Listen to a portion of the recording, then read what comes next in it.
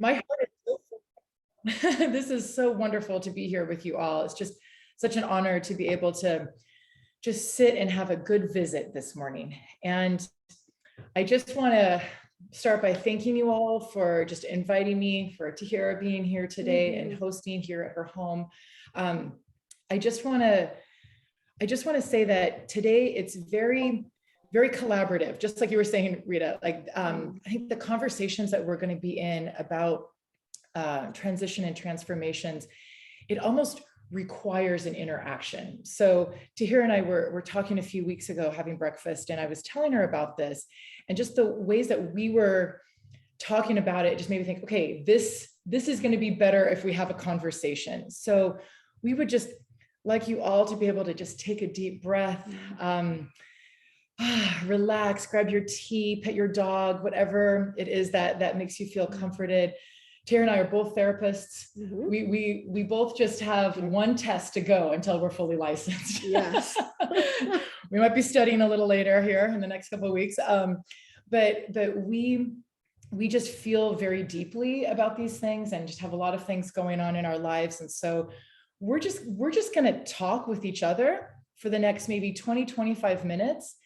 And then we're going to open it up to you and just be thinking as we're talking and you're listening, just think of anything that's either resonating with you, maybe some things that are you're transitioning through in your world right now that you would like to share. And then we will open it up to you, hear you, and then we'll close with some scripture at the end. So does that sound good, everyone? So Tahira, I just would like you to introduce yourself first, because I got this beautiful introduction. And so yeah, maybe introduce yourself and then I'll add to it too. Of course. Well, I'm Tahira Mitchell. I have known Jenny for a very long time. We actually met through our children. And Jenny was the first person that gave me permission to allow my children to be a little freer rather than being a helicopter mom and being very anxious based on my own trauma. And so because I had family trauma, I was now resonating into my children, which allowed me to keep them very close to me. And Jenny was the first person in my life that really was like, you have no control. They're God's children, you have to let them go and just be free. And for the first time, it just gave me permission to just allow my children to be free and not hovered over them, because of my own trauma. And we just were connected since then. And it took us a while to connect because we had, we have our lives, our husbands and families. But when we connected, it was just like it was meant to be. I think she's my sister, like a soul sister, a sister that I've never really had, So it's been a beautiful relationship. I got my master's in marriage and family therapy. I finished my hours a long time ago, ready to take my test, not quite ready because I haven't studied the way I'm supposed to. But honestly, when I was doing my practice and doing all of my hours and seeing clients, I realized that I was sort of in a place of like stuckness where it was like, okay, I feel like this is the direction God wants me to go and how he wants me to be used, but I still feel stagnated by it. I feel stagnated by all of the, the rules and regulations of the practice. And I felt like God was wanting to use me in a different way. So I actually branched off more into life healing coaching. I still bring my clinical skills. I still will get licensed, but I'm just being used in a different way. I'm a very intuitive individual. I'm a very guided by God. So everything is guided. When I work with folks, it's guided by him. It's really, they're bringing them to me and I'm just a vessel for their healing. And so when I was doing family, life therapy, when I was doing marriage and family therapy, I felt sort of constricted. So there would be things and messages and visions that came to me, but I really couldn't share that because it just wasn't appropriate. And it wasn't really what I should be sharing as a professional marriage and family therapist. But as a life healing coach, I could just be me and just be what God has created me to be and be able to give my gifts to the world. And so I'm sort of struggling whether I want to be licensed or not, even though I've got all my hours. I just, I'm going to try to find a way to kind of do both. But I feel very much more secure in where I'm at now in doing life healing coaching. So anyways, I'm so happy to see you guys. This is such a beautiful circle, and what you guys are doing is just so beautiful. It really just fills my heart with joy, and I'm glad to have this conversation with Jenny. So yes. Well, and we're sitting here at Tahira's house right now. So yeah, we lived in the same neighborhood in Chula Vista for many years. So yeah, a lot of our neighbors and friends are here from Chula Vista. And so this is where I come to be with Tahira. I come, I don't know, like every 6 weeks or 7 weeks. Once a month or so. Yeah. So we see each other still quite often. And we just take a deep breath. We drink really good tea. We have all kinds of good food right here. Yeah. And we go really deep. So as we're talking right now, I just want you to know that yes, there will likely be some emotion. I'm very tender right now, which is some things that have been happening. And so if you are feeling a little tender, you're welcome to either let us know here, turn your camera off, do whatever makes you feel comfortable, because yeah, we don't just talk about the weather, do we? No, we don't. No. So when you're a deep soul person, you need deep soul people to be that's around. right. To That's share. right. Yes. So do you want to talk about the transition and yes, and what comes from that? Like, I mean, I've been through so much transition just from in the last 4 years, you know, moving from Chula Vista to being here in Orange County, which is really tough for a Black family to be in Orange County. It's been very challenging for my family and I. And so Jenny has been such a support to me, but I want her to start off with her story, and then we can kind of go back and forth with that. But yeah, it's been because we purposely didn't script this, because we wanted to just let God's spirit just flow, and we'll just talk. But should I start with the story from my Auntie Ginger? Sure. Something that we've been kind of talking about, this beauty in the mess. Yeah. Because we're both going to share, you're going to share about what it's like to have been here in Orange County, what it's like to raise children here, Black children here. Black children, yeah. And I'll share about just the transition of launching a child and being in the process of launching kids. So my youngest and Tahira's oldest are friends in the same age. So they're buddies from the neighborhood.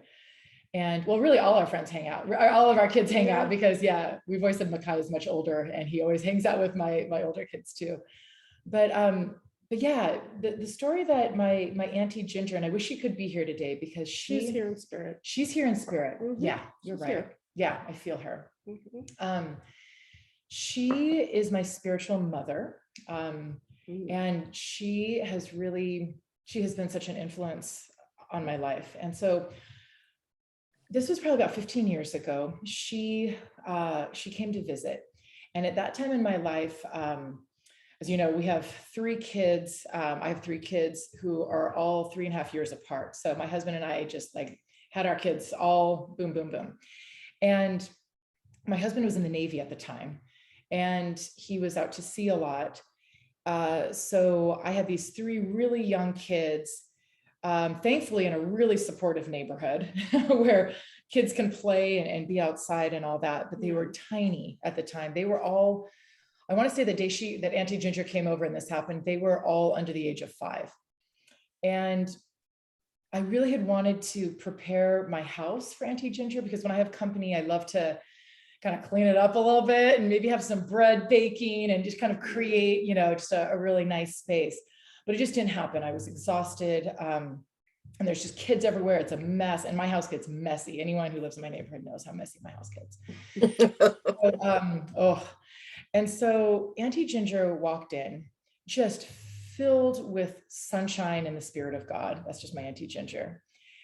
And she came in and she's like, Jenny, and she's hugging the kids. And she's just like, and I said, Auntie, I am so sorry that I wasn't able to, make bread and have food ready and all of this. I said, it's just I haven't even washed your sheets for the bed. And she's like, oh, Jenny, she's like, no, it's all good. She's like, there is such beauty in this mess. and just that spirit. And with that, like, she grabbed the kids, took them for a walk, let me have a nap, she just always came alongside me during those times. And I think that what she said about beauty in the mess has been such a way that I have now just, I just have that lens now. Yeah. Because of the way that she did that, there was so much love in what she said. There was so much compassion.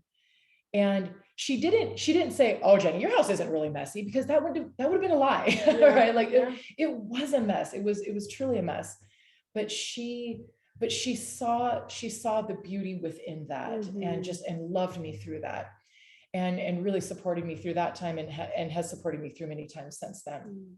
And so I guess I share that story right now just as almost like a frame as we're talking about how it is that we see beauty. Because in my view of God, I see God above all things as a creator, as an artist, who just, like, I imagine him just weaving this tapestry, just this beautiful tapestry. You're a thread, I'm a thread, every person here is a thread. And he weaves us together, and we don't know how it's all going to look or how he's going to use us. But when he puts our thread next to someone else's thread, there's a purpose in it, and there's beauty in that. And so, yeah, I guess I just wanted to, it's funny that you said that your Auntie Ginger saw that, but that's what you see in others. You see that. I mean, even with my transition here from Orange County, I mean, from Chula Vista to Orange County, I remember saying, Jenny, I don't know if I can be here. I don't know why I'm here. I don't know why God has led me here. It's been a disaster, with the kids, being picked on and looked at differently just because they're the only Black, children in the school, and just being, picked on for little small things that you're just like, really, why is this happening? Why am I living? Why am I experiencing this? And I would talk to Jenny about these things, my frustration, and just that I just want to move back. There's no reason to even be here. But my husband's job is here, and they would see less of their father if we had left. And so it was like, she would just come in and we'd have this conversation, and she would say, "But Tahira, the reason why you're here is because God led you here. You have a purpose here. There's a purpose for why you're here.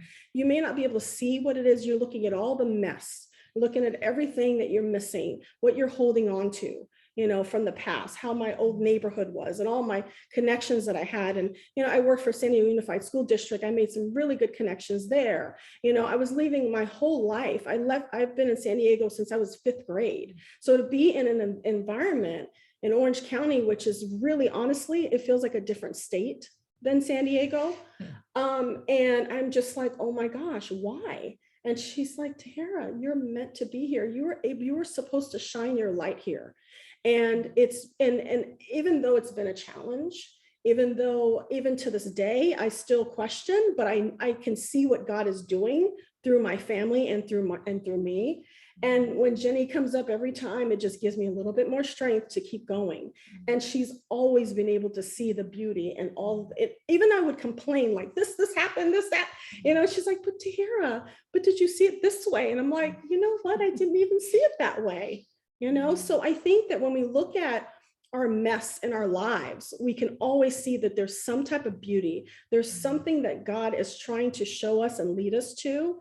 And it's just, if you can kind of reflect on your own life and see that, like, even though it may look messy, it may look like it's just crazy, like you can't even see no positive in it, right? You can't even see, where the light is. Everything's just so dark and ugly and sad, and you just feel so depressed, and you just can't see your way out of it. There is always the other side of it, because once you go through the storm, just like when we have a storm, and it's so cloudy and dark, and there's even beauty in the storm, because the air smells different, then after that, the sun comes out, and it just looks so bright, and sometimes there's a rainbow, right?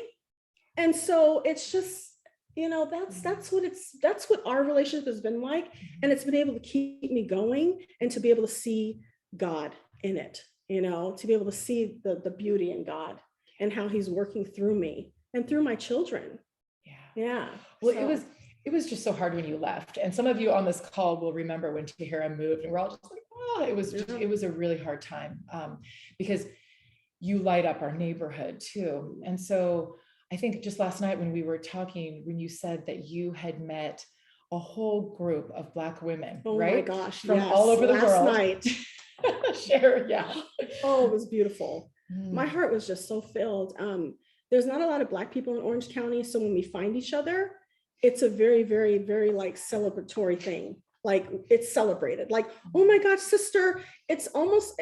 And although my life was filled with sisterhood in San Diego, but it was more multicultural. But here in Orange County, because there's not a lot of us, it's like when we see each other, we are sisters, and it feels like that. And so I joined OC Black Moms group, and we went to a Black woman from Trinidad. She owns a boutique there, and so we had an event, and all shades of Black were there. And they just brought all of themselves and all of their love, and I just felt so. I left there feeling just so filled. And it's like, okay, God, I see what you're doing. I could see what you're doing and why I'm here, you know? And it felt good. And everyone was like, oh my God, I'm so happy to see you. And we're all trying to grab each other and hold and hug and, you know, and I've never felt that before, you know, with Black women. I've never felt that before. So it was just such a beautiful thing. And I could see what Jenny's been telling me this whole time, to hear there's purpose, you know. For a long time, I would go into the stores and I would be so cheery here, like, oh, hi, how are you doing? What, you know, and they'll look at me like I'm crazy. And I'm like, oh my gosh, maybe something's wrong with me. Maybe I'm too happy, and I need to just kind of tone it down a little bit. And it's like, no, Tahira, you need to shine your light, you know, you need to keep shining your light, because that's what allows others to shine theirs. And it really helps others out of their darkness. So Yeah. Anyways, yes, that's my well, and story. Speaking about, the just kind of feeling that in that dark place. I know and I know my husband and my daughter are online right now. I don't think my sons, either of them, they're probably both still sleeping, but you have been really you've really seen through just a lot of the situations I've been going through with my family, launching my oldest son. And also just a lot of, because you are able to see family dynamics so clearly. I mean, almost to the point. Okay, I'll try to. Okay, let me give you an example. Okay, because we're just gonna get real here. Okay, so during COVID, raising 3 teenagers in a very connected neighborhood in Chula Vista, and it got really crazy. They had a lot of fun, but they were having too much fun. My husband and I were going crazy. It felt like just parties, especially with Max, and they're all seniors. They don't get to play their sports. They don't get to be involved in all their normal stuff. They're not at school, and so they were partying, and they'd be coming in, they'd be late at night, and I mean it was hard on my marriage. Aaron and I were just, because we think differently about some of this stuff. And so we're trying to stay in it together and try to really but it was so hard. And just with all the parents, and everyone's frustrated because these kids are it just feels like they're out of control. Right. And there was a time that you just said, because I was in the middle of it. I was kind of between Aaron, my husband, and my son, Max. And I was kind of doing this, and I'd talk to him and I'd be like, oh, that's your little pup. And I'd talk to Max and I'd be like, that's your dad, and he loves you. I just really kind of being the middle person. And you saw straight through that, right? Yeah. But in a gentle way, you're just like, hey, this is kind of messy here. But what would happen if you took yourself out and you let them talk and them be together and them have that? And I don't know, that was really big. I went home and I told Aaron that, and he took Max out to lunch the next week and was really trying to form a relationship with him that was different. And so I don't know, you've been really instrumental. And now, I mean, just yesterday, right? Okay, a couple of weeks ago, it was parent weekend. So Max is up in San Luis Obispo. And we all went up, our family went up. And we could see that his eyes just weren't right. His eyes just looked really dull.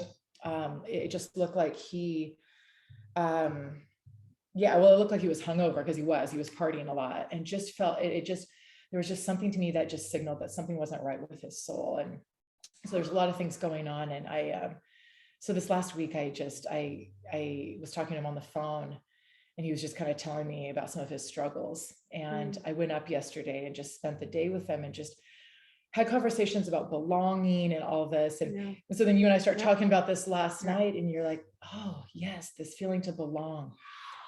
What about his dad right now? Like how, and all these family dynamics, like, because and her family, like what is happening with her is also parallel what's happening with me, because, I have a teenager who, I am, I'm married, I've been married for 18 years, but my husband has his job is very taxing, and he works a lot, and he doesn't have a lot of time. And so there was a part of where my teenager was starting to need more of his father. And so I felt like we were having the same parallel sort of thing where, I couldn't be everything to my son. Everything that I knew, even my training, even your training goes out the window when you're dealing with your own children. True. It really does, because you're so vulnerable to that relationship. And there's a lot of triggers that occur when you're raising children. And what I didn't realize is that when you're raising a teenager, it's very different than raising a 5-year-old, a 6-year-old, a 7-year-old. A teenager will challenge you, will bring up your triggers, will bring up your past trauma, whatever you're dealing with. They will do that. They have a really good job of doing that. You could be in a really good mood, and all of a sudden they say something that might sound a little disrespectful, and now you're just like, what? Now you're in a bad mood because of what they said. Right. So you're just like, how did this child let me get this way? I don't understand this. It's all their fault, right? Yeah. But, and what I realized is that I had to step back, because I was doing too much over functioning and trying to be his mom and his dad. And really what he needed was his father. Yeah.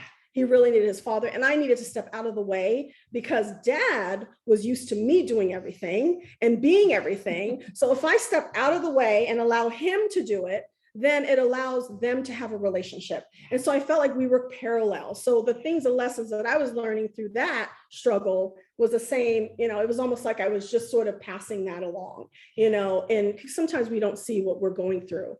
And so, so we were able to see the beauty in that, but it's very challenging raising teenagers. And I can't imagine launching one, what that's like, but a couple more years for you. Yeah. I'm not ready for that.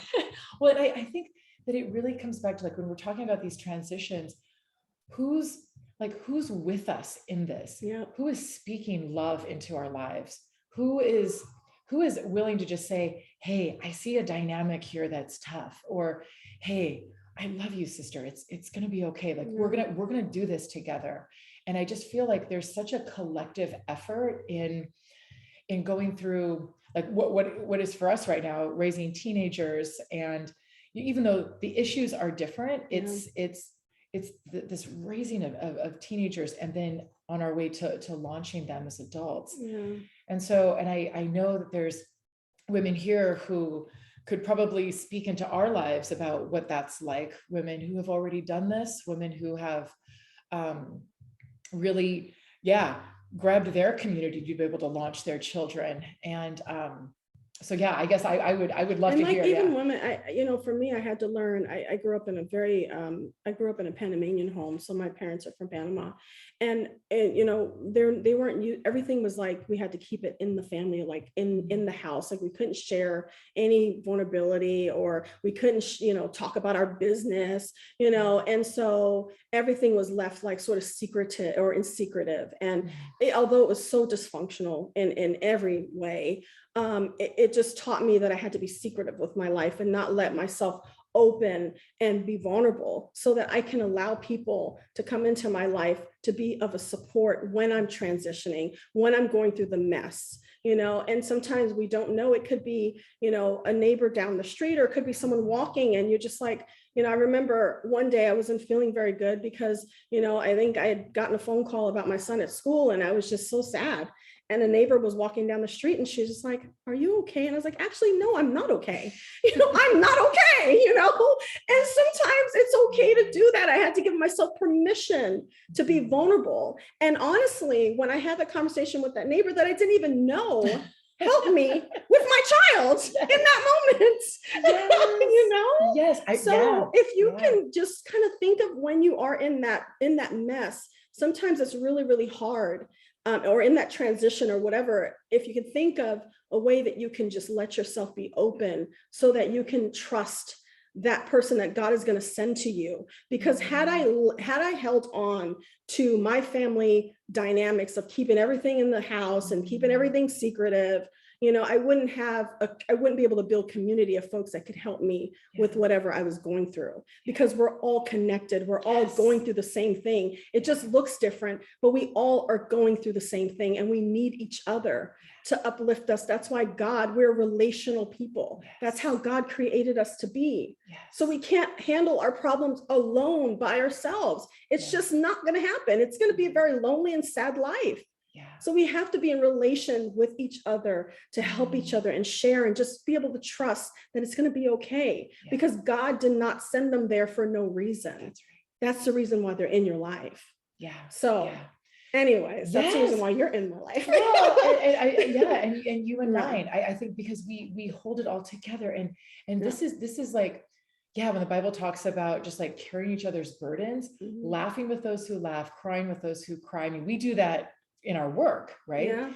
And how much more in our lives we need that, just to be able, because I just feel this sense, like even today with all of you here, the sense of like just sharing, because it doesn't feel good to be like, hey, we're struggling, right? It doesn't feel good to be like, oh, and yet it just, by saying it just feels like then everyone carries a piece of this. We talk about this at our work too, because we're all therapists. Like, everyone carries a piece of it. We all hold it. So sometimes we'll be sitting, we'll just kind of, like this way of like, we're holding it. I want to hold some of yours. You are holding some of mine. We are all holding it with each other. And it just makes it so much lighter. It really does. It's like a weight lifted. It really does. Yeah. And even, I mean, for me, it was a struggle, because I was like, oh my gosh, I'm not doing what my mom and my dad told me to do. Like keep everything private. I feel like I'm a bad girl. You know what I mean? Like I feel bad, but I'm like, but it feels so good. It feels so good to let it go. It feels so good to just share, so I was battling with that dynamic, and I'm just allowing myself to just trust God and just be, it just feels so much better. It really does, especially when we're going through stuff. Because the beauty, sometimes when we can't see it, we have a dear friend who does, right? And it goes back or a neighbor down the street that I didn't even know, a stranger. I had someone in the grocery store was like, you know what, you really should see it this way. I'm like, you know what, you're right. Thank you. You're so godsend. But Tahira, can I ask you what allows for that? Because here you are on a walk. I think I'm tired, just exhausted, tired, and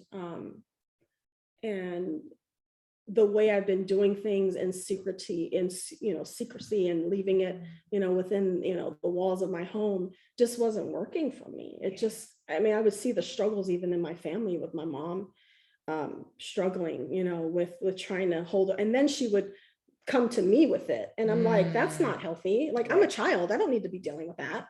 No, so I know. I hear you. It's like, then the dynamic is like, so it's, I don't need to bring it to my children. My children don't need to hear, the struggles that I'm going through. If it's relevant, yes. But if it's not their job. So I didn't want to do that to my children, because that was done to me, because we had to keep everything in the four walls of our home. Well, then who else do we have? The people, even if it's a child that can't handle, the whatever's going on with the parents, it's not healthy for them to experience that. So that's why we need community. That's why we need, people that God sends into our lives. Sometimes we have church, you guys have your women's group, it's all of those things that help us come out of whatever transition and darkness that we're in. That's right. To trust that. And to hold, and you know what, I just, when you said trust, I don't know, that just kind of lit up to me, because there's a certain way that, okay, so well, this, I come from a Mennonite background. So if you're all not familiar with that, it's, we call it like liberal Amish. Anyway, I come from farming people, agricultural people. And that's something that I have just always been really tied to agriculture, and I have lots of trees in my backyard that I grow a lot of fruit on. And there's this way of like my pomegranate tree, I will water it, I will feed it, I will prune it, I will do the things, but I cannot make that tree grow.